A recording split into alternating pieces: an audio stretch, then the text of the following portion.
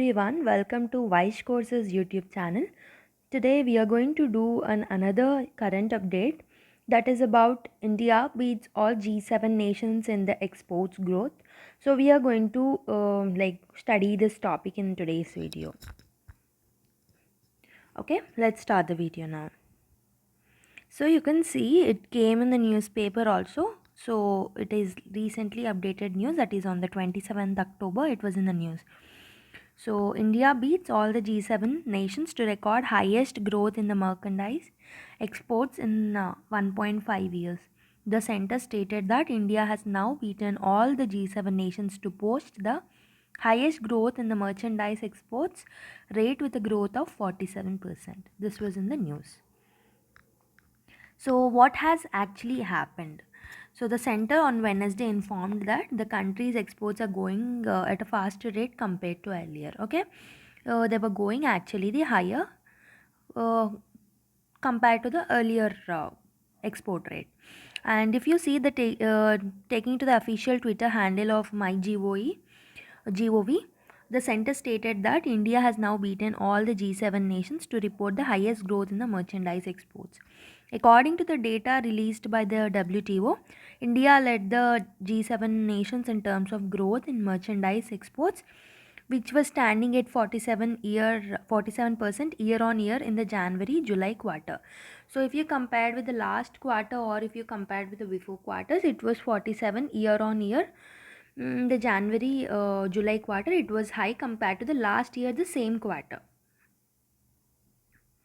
As per the data shared by the center, India led the chart by the long way, noting 47% growth, while Italy came second, posting 33%, and Canada came third with a 32% growth.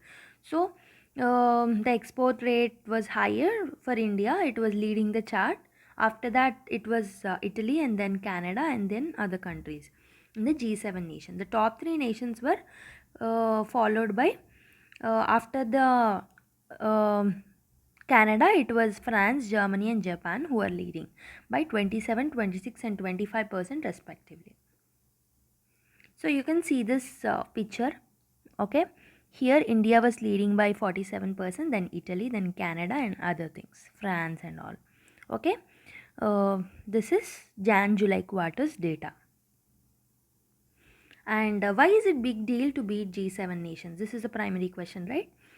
Actually, G7 nations are the collective of seven of the world's most industrialized and developed economies. So, the world's most the industrialized and developed economies are part of the G7 nations. And G7 was formed initially to discuss the economic and political concerns. It was prompted by 1973 oil crisis. It was prompted by 1973 oil crisis. By then, it was established. The first summit was held at Rambouillet, France in the year 1975. Okay. So this is the map of the G7 nations, the Canada, US, UK, France, Germany, Italy and Japan. So you can see the map: Canada, US, Germany, Italy, Japan, France, US, India. Okay, these are all the G7 nations, the part of the G7 nations. So, if you see some facts about the G7 nations, it is having the leading exports countries. It has the leading export countries.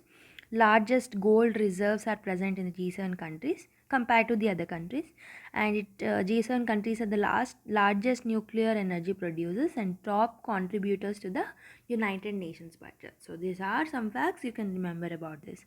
This type of questions can be asked in the statement format questions in the prelims. Okay, so better remember the facts. G7 is one of the important group, so it's highly important to read it. So India's exports growth prospect was likely to be get a boost from the World Trade Organization latest report. So WTO's latest report showed that there is a boost in the India's export growth. It was bright and brighter global merchandise trade outlook. This is the report. According to this report, it was high compared to the earlier projection. It is going to be high. This is what WTO told in this report. India's exports to its top trading partners such as United States, European Union, nations in West Asia, among others, are expected to rise. This is what they have published. Exports data during the first 6 months of the current fiscal year is emblematic of the fact that external demand has been robust, and it can be seen as a substitute for China because experts said that rising global demand, India should be able to compete in various segments as China. Okay, as China, it should compete because of the demand. Global demand is increasing, so it should compete. This is a beautiful opportunity for India to grow its exports. Currently, China is facing the supply side as well as the demand side issues owing to several internal challenges like energy, debt crisis, all. So, because of the internal crisis, it is having the supply side and the demand side issues. So, this is the better opportunity to India to grow its exports. Therefore, India is in a good position to increase its exports and can become a substitute for China across various product categories or sectors. Okay, this is a better opportunity for India to substitute China. So, rising global demand. What is this about? India can take advantage of the increasing the global demand. So, as we know, the global demand was increasing, because of which India can take advantage of the situation, which can ultimately translate into demand for India exports. Okay, according to the experts, they are saying India should take advantage of this global demand. And according to the WTO report, that which was released recently on Monday, global good trade is expected to grow by 10.8% compared to the forecast of 8% in the March. So the demand is going to increase. Okay, depending on the region. So if I need to tell about the G7 in brief, yeah, we need to learn about the G7 in brief, because we are talking about the G7 countries itself. So G7 is nothing but it's the intergovernmental organization that was formed in the year 1975. Okay, this bloc meets annually. They will meet annually to discuss issues of the common interest like global economic governance, internal security, and energy policy. So the G7 countries are UK, Canada, France, Germany, Italy, Japan, and the US. Okay, all the G7 countries and India are the part of the G20 also. Okay, the G7 does not have a formal constitution or a fixed headquarters.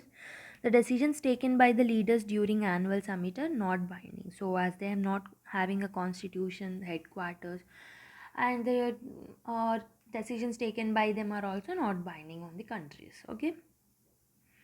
Coming to the recent summit, recently the Indian Prime Minister addressed the 47th G7 Summit 2021 through video conferencing. It was not a direct meet because the online meet was conducted because of the pandemic.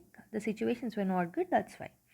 Earlier, the finance ministers from the G7 nations reached a landmark accord setting a global minimum corporate tax. This was introduced in that. Apart from India, Australia and South Korea were also invited to participate in the proceedings of the summit as the guest countries. Okay, this year's summit was hosted by the UK. The last G7 summit was in France in 2019, with last year's event in the US cancelled due to the pandemic. Okay. India was invited as a country because it was not part of the G7. Okay.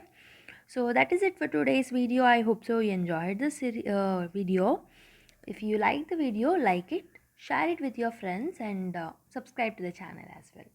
So thank you everyone. Keep smiling.